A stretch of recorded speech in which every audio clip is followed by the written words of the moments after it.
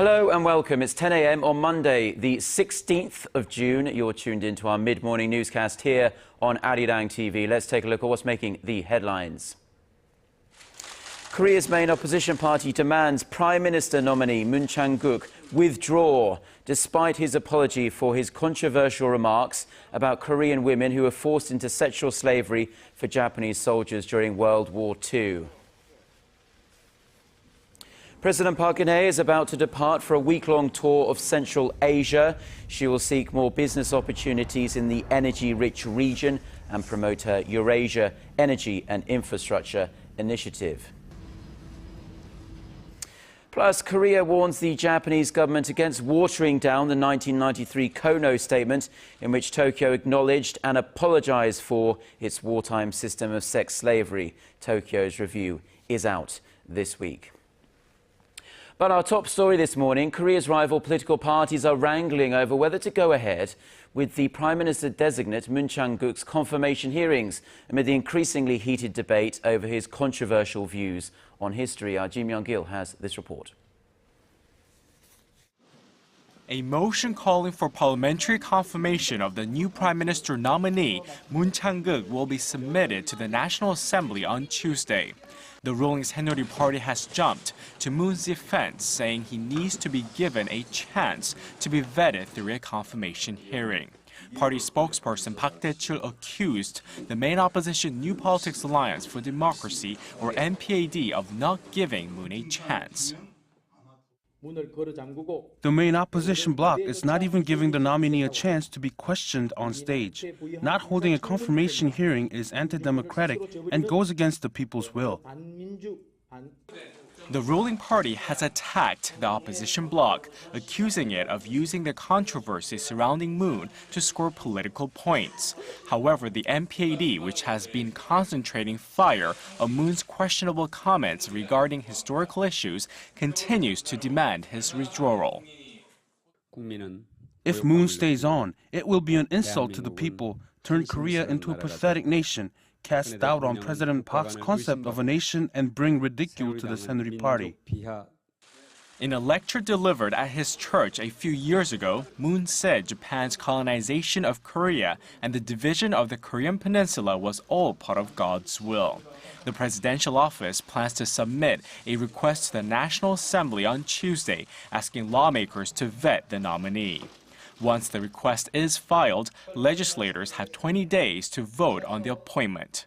The National Assembly will hold a 3-day interpellation session starting Wednesday, signaling the start of June's extraordinary session. Myung-kil, ARIRANG News. Now, the first trial for the close aides of Yoo Byung-eun, the fugitive de facto owner of the sunken Sewol-ho ferry, are about to get underway. The 8 aides will have their first trials at Incheon's District Court on this Monday, as they have been indicted for embezzlement and breach of duty. According to prosecutors and court officials, the first court hearing of a close aide to Yoo, Song Bin-guk, the head of key affiliate Da Panda Company, was to be held on June 10th, but was postponed as more accused were indicted. Prosecutors earlier this month indicted 15 crew members tasked with the ship's navigation, 4 senior crew members, including the captain, on homicide charges, and 2 close aides to Yoo on corruption charges. President Park Dae-chul departs for a week-long visit to Central Asia on this Monday morning. The president will seek more business opportunities in the energy-rich region and promote her Eurasia Energy and Infrastructure Initiative. Chae-sun gives us a preview of the presidential trip. President Park embarks on state visits to Uzbekistan, Kazakhstan, and Turkmenistan this week. The president looks forward to enhancing cooperation with the Central Asian countries by expanding Korean businesses' economic projects in the region and reaffirming trust and ties with the heads of visiting nations. In Tashkent, the Korean president and her Uzbek counterpart will seek ways to bolster their strategic partnership. There are currently some $8 billion worth of joint projects underway, such as a gas field development and chemical complex construction, and Seoul hopes to go beyond into areas of renewable energy and textiles. President Park, who has proposed an initiative that will link energy and infrastructure in Eurasia will also visit Samarkand, a city that was at the heart of the Silk Road. In Astana, the Korean leader and her Kazakh counterpart will discuss current projects worth roughly $10 billion, including construction of a thermal plant and petrochemical complex. Seoul will sign a deal to participate in Astana's rail development, with hopes it will lay the groundwork for President Park's Eurasia initiative. There will be talks on the North Korea nuclear issue, since Kazakhstan achieved significant growth after voluntarily giving up its nuclear arms. President Park will be visiting Turkmenistan for the first time as a Korean leader, where she plans to ask the country to support Korean firms seeking to participate in large-scale infrastructure projects in the gas-rich nation. During her 6-day tour, the Korean president also plans to meet with ethnic Koreans living in the three countries and pledge her support for active cultural exchanges with the region. Choi Yu-sun, ARIRANG News. Now, North Korea is blaming South Korean President Park Geun-hye for causing a deterioration of inter-Korean relations. Pyongyang's state-run daily Nodong Shinmun condemned the Park administration for engaging in confrontation with the North and relying on foreign powers. The daily denounced President Park's policy of trust politique, as well as her Dresden Declaration for reuniting the two Koreas, saying she's only using the ideas to curry favor with foreign countries, and the inter-Korean relations are on the verge of collapsing as a result. The latest blast from the North came on the 14th anniversary of a landmark joint declaration signed by the two Koreas. The declaration calls for enhanced cooperation between the Koreas and was signed on June 15, 2000, at the end of a historic summit between then President Kim Dae-jung and late North Korean leader Kim Jong-il. 5 North Koreans were rescued from a sinking fishing boat in waters off South Korea's Dokdo Island last week. The South Korean Coast Guard discovered the fishing boat about 60 kilometers northeast of Dokdo on Friday morning and rescued all 5 crew members on board. According to an official from South Korea's Unification Ministry on Sunday, the crew members, all men in their 20s to 40s, wish to return home. Now, this is quite a contrast to last month, when 3 North Koreans were rescued in a similar predicament, with only one that time asking to be repatriated and the other 2 choosing to stay here in the south. The 5 recently rescued crew members will be sent back through the border village of Panmunjom on this Monday. Said that a team of South Korea. Get connected to Korea and the world. Join us every weekday for the latest developments out of Korea, Asia, and beyond. On air, on your mobile, and online, we lead the way every day. ARIRANG News. To try and resolve the crisis in Ukraine, the European Union also offers $15 billion. The Korean government says it will react if Japan waters down a historical apology for its sexual enslavement of Korean women. Japan is expected to announce the review this week. Kim Min-ji reports. The Korean government will take action if Japan announces a verification that hurts the spirit of a historic apology regarding the forceful mobilization of Korean women as sex slaves. A government official on Sunday expressed Korea's stance on the matter, saying that it will present authoritative documents, both domestic and foreign, that will prove Japan responsible in the historic truth about the wartime sexual slavery issue if Japan hurts the spirit of the Kono Statement. The 1993 Kono Statement, named after Yohei Kono, the chief cabinet secretary at the time, acknowledges that the Japanese army was involved in recruiting women to serve in frontline brothels. Seoul's reaction comes after a Japanese media reports that the Abe administration will submit its verification to the National Diet soon. The Japanese government has set up a panel to verify the events leading to the historical apology. The Korean official added that the Kono Statement was drawn up after an independent investigation by the Japanese government based on on-site inquiries, official documents, and testimonies from Japanese soldiers, related officials, and victims of sexual slavery. Korea has long pressed Japan to address the grievances of victims of Japan's wartime sex slavery by offering a formal apology and providing them with compensation. Japan has refused to do so, saying the issue was resolved by a 1965 treaty. Time is running out for the 54 surviving Korean victims, whose average age is 88. 김민지, 아리랑 뉴스. Japan and North Korea have begun to make arrangements for the next round of working-level talks on Pyongyang's abduction of Japanese citizens.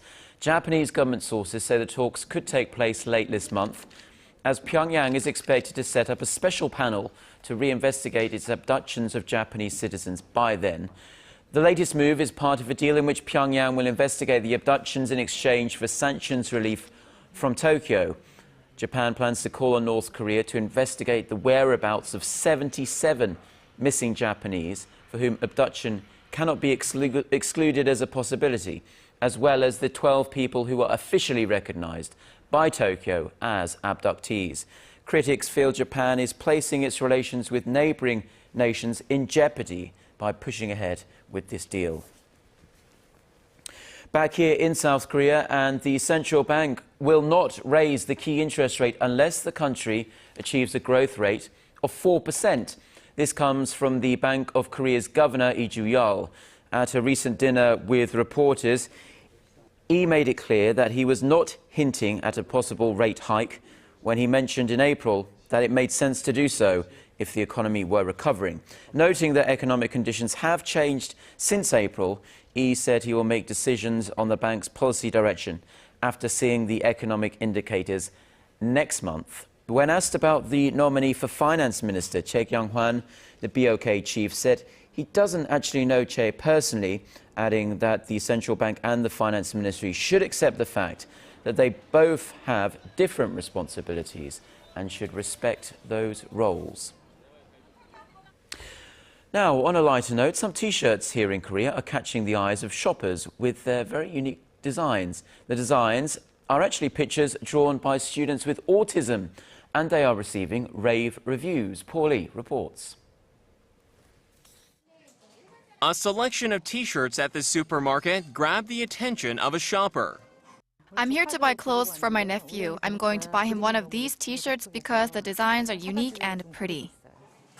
These T-shirts have all been designed by students with autism. From zebra patterns to animals playing football, the shirts display the uniqueness and creativity of each student. I feel the happiest when drawing. When I draw, I can see my future. A social enterprise has joined hands with a local supermarket to use these pictures in clothing designs. They say the pictures are of high standard and are also marketable. People with autism do face obstacles in society and communicating, but they have excellent visual abilities and concentration levels, so they're more likely to come up with creative designs. Another factor that has contributed positively is a rise in so-called share-sumers, or consumers that share. In this way, consumers can easily take part in sharing campaigns. I believe these types of campaigns will become a new social contribution model. If the T-shirt sales turn out to be successful, the designs will be used in other products such as cups, umbrellas, and stationery. Paul Yi, ARIRANG News.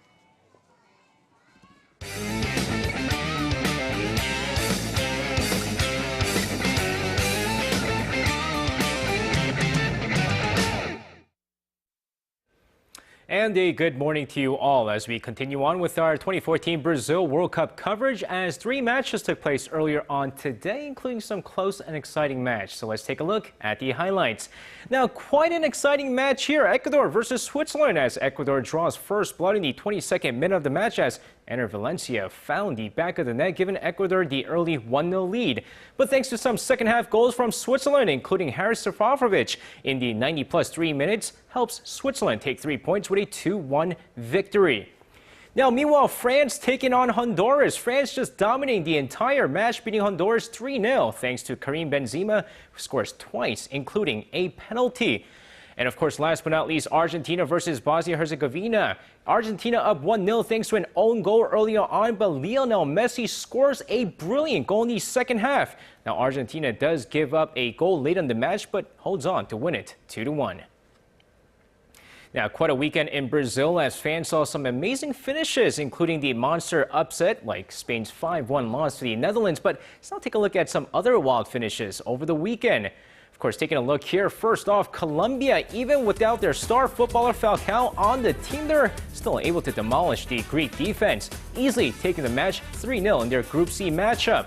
But not the same with Uruguay, who struggled against Costa Rica without the presence of Luis Suarez, as Costa Rica looked to be the dark horse in Group D's group of death, after beating Uruguay 3-1 despite being down 1-0 early on. Then, of course, the big matchup a lot of fans were looking forward to was the Italy-England match, where both sides went back and forth until Mario Balotelli gave Italy the 2-1 victory over England, as Wayne Rooney continues to struggle during the World Cup. And of course, last but not least, Japan, despite being up 1-0 early on against Ivory Coast, failed to hang on as Didier Drogba changed up the pace of the match as he came in as the Elephants rallied to win this one 2-1. And now moving over to the upcoming Korea-Russia match set to take place in a few days. And with the referee for the upcoming match all set, both nations might need to be a little more cautious during the 90 minutes of play.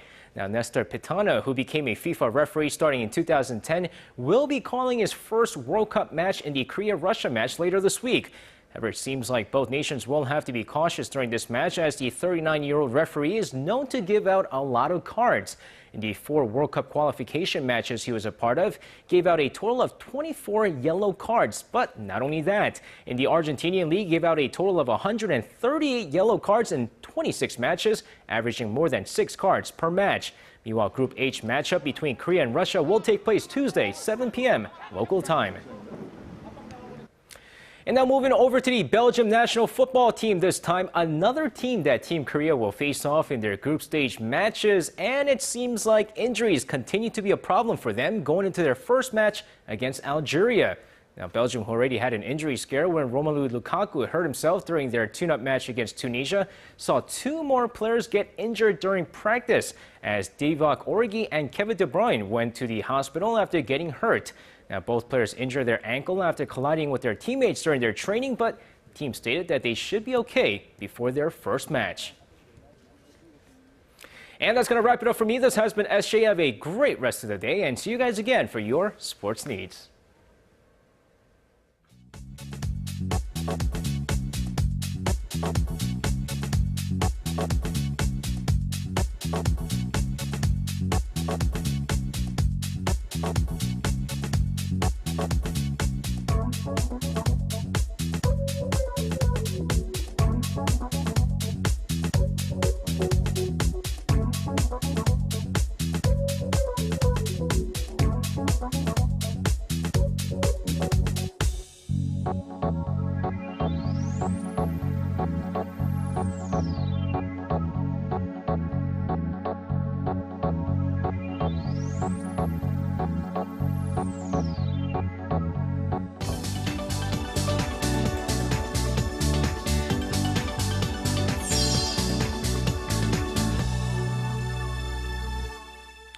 Time now for a look through the international headlines we're following this Monday morning. For that, we turn to our Eunice Kim standing by at the news center. Good morning, Eunice. Good morning, Mark. So let's begin in Iraq, where the Sunni insurgency is making big strides towards Baghdad. That's right, Mark. The Iraqi government is boosting its defenses around the capital, and a new series of photographs are apparently shedding light on the brutal tactics that ISIL is infamous for. Here's Shin Se-min with the story. These are images that seemingly show militants from the Islamic State of Iraq and the Levant, or ISIL, taking aim at captured Iraqi soldiers.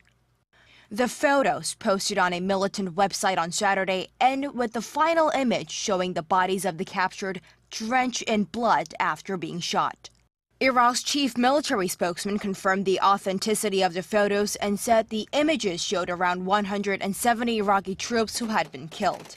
The militants claim to have executed 1,700 Iraqi soldiers, but the government would not confirm the information. The militants are moving closer to Baghdad after taking over a number of key cities, including Mosul, the second largest city in the country.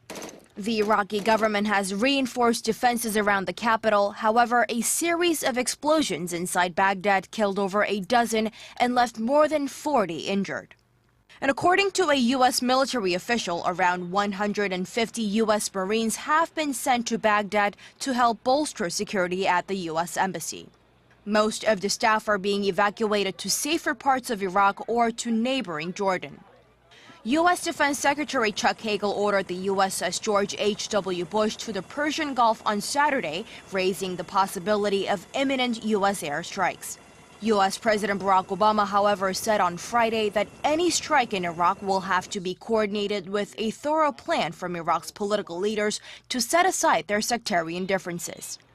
Shin Se-min, ARIRANG News.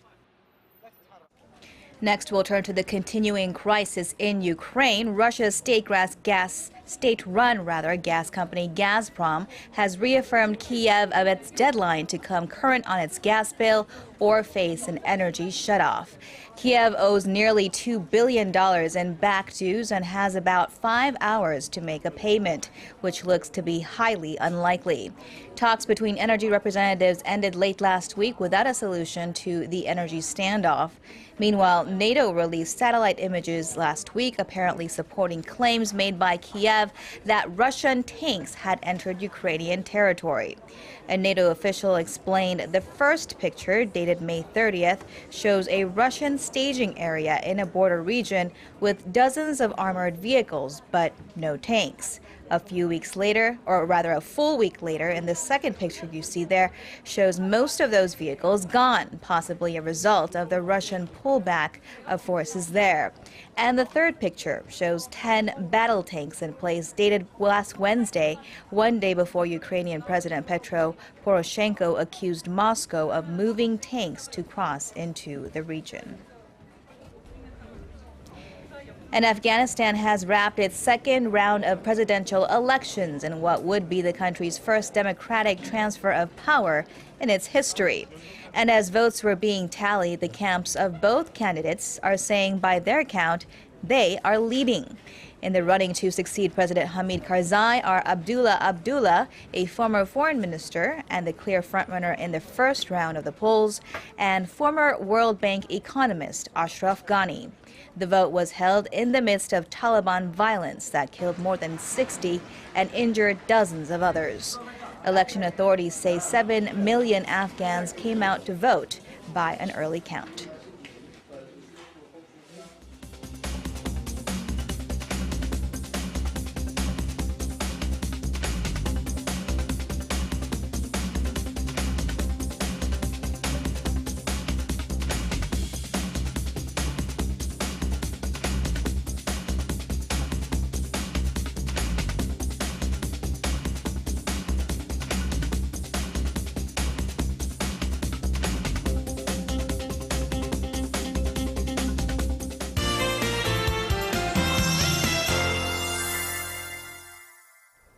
Good morning, I'm Lee Ji-hyun with your weather updates. The whole nation should have a partly cloudy day today, but southern regions should notice more clouds rolling in as the day goes on, and daily highs for today should be slightly lower than yesterday due to those clouds coverage, but temperatures should still continue to be on the warm side. Mercury levels here in the capital rising to 29 degrees Celsius in the afternoon.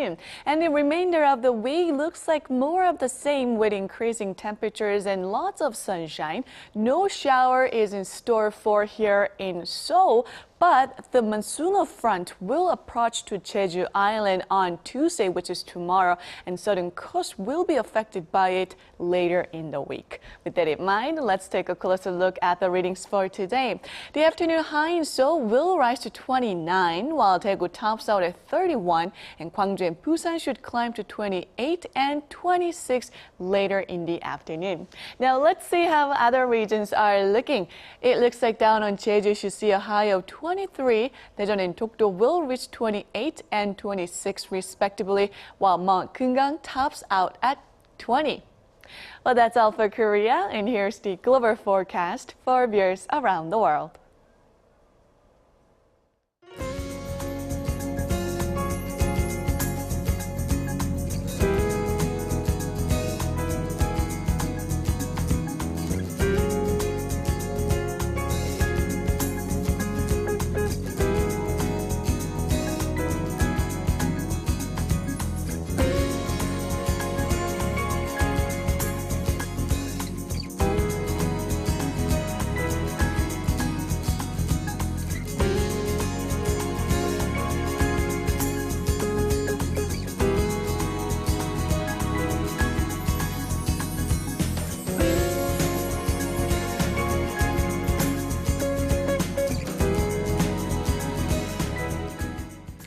And that's all we have for now. We'll be back with another newscast at noon Korea time. Until then, goodbye.